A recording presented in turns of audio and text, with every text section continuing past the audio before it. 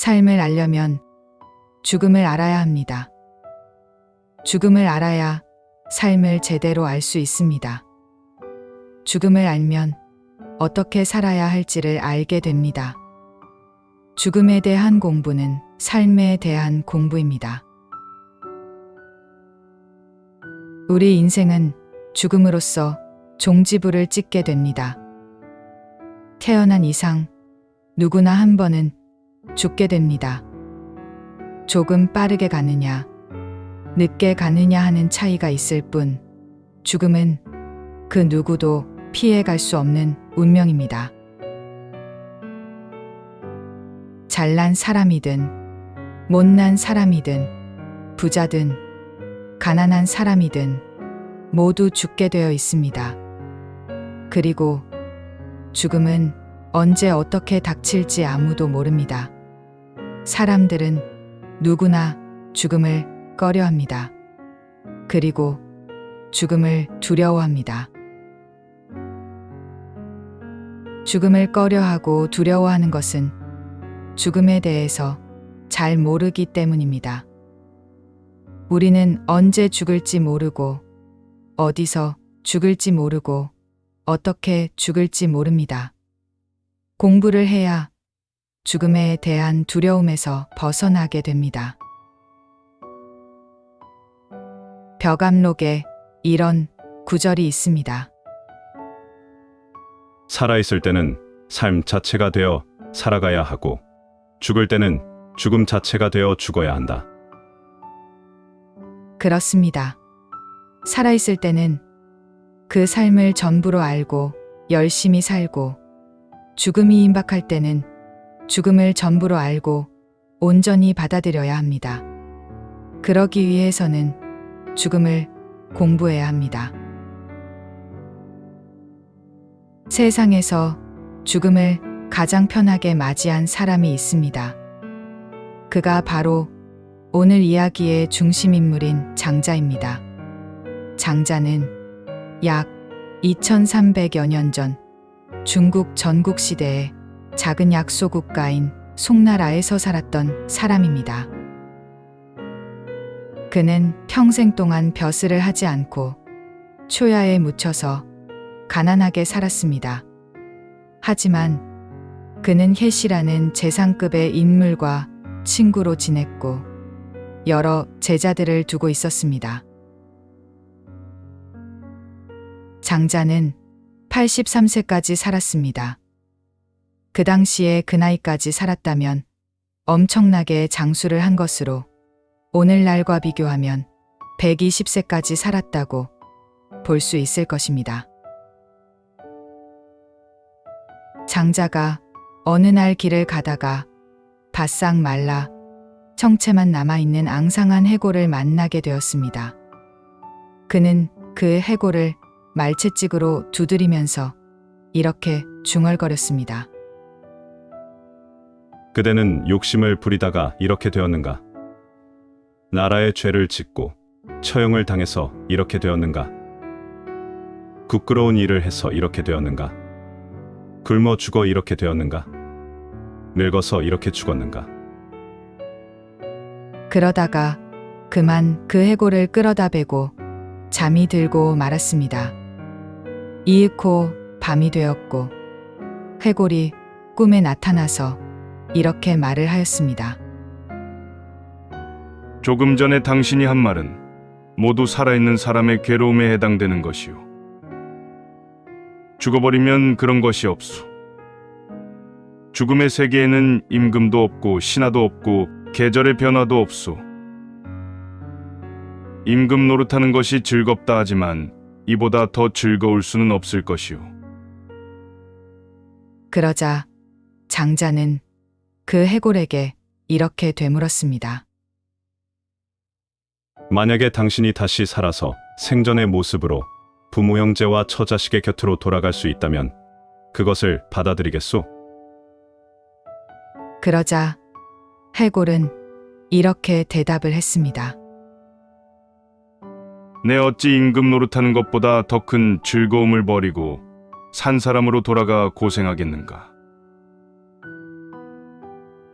옛날에 어떤 사람이 자신과 친하게 지낸 그의 친구가 죽자 빈소에 가서 슬퍼하지 않고 간단하게 곡을 3번만 하고 나왔습니다. 이것을 보고 이상하게 생각을 한 그의 제자가 그 까닭을 묻자 그는 이렇게 말했습니다. 이 세상에 태어난 것은 그가 태어날 때가 되었기 때문이며 그 사람이 죽은 것은 죽을 때가 되었기 때문이다.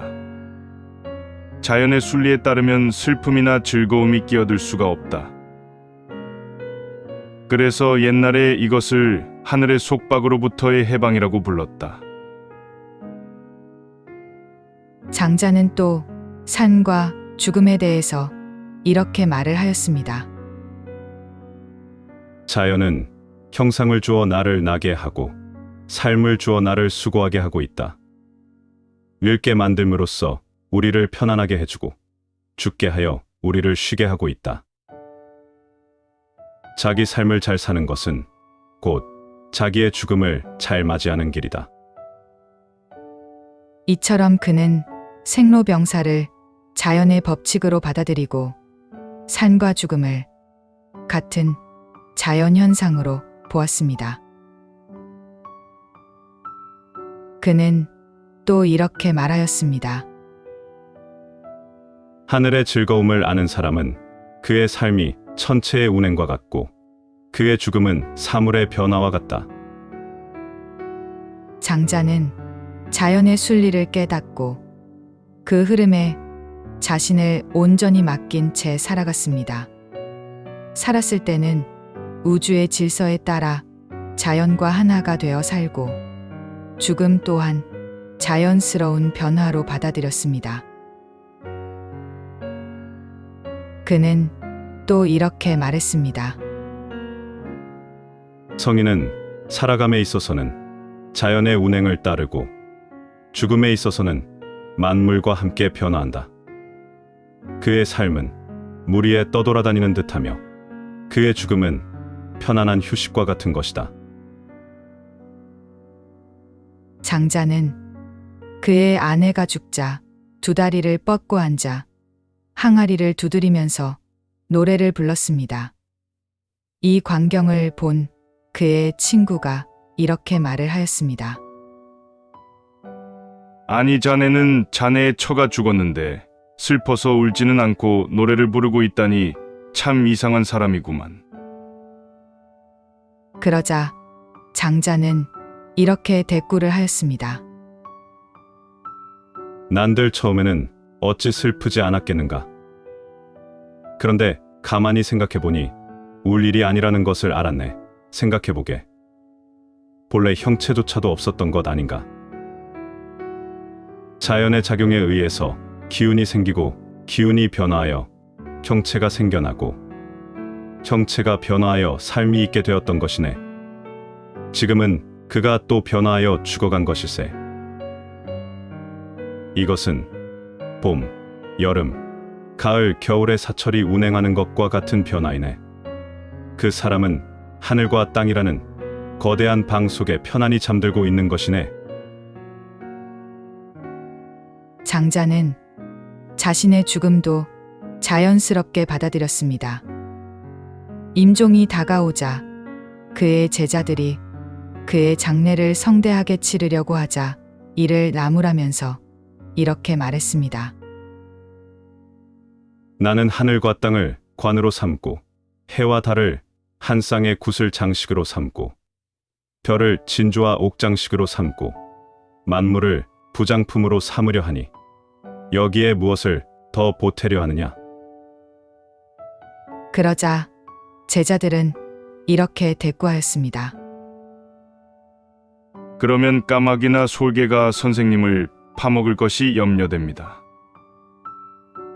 그러자 장자는 이렇게 말했습니다. 별 걱정을 다 하는구나.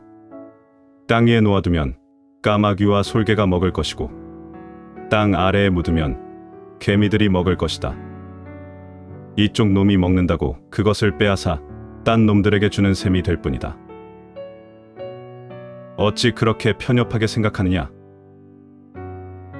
장자는 장례식도 치르지 말고 관도 짜지 말고 자신의 시신을 산 위에 그냥 갖다 버리라고 하였습니다.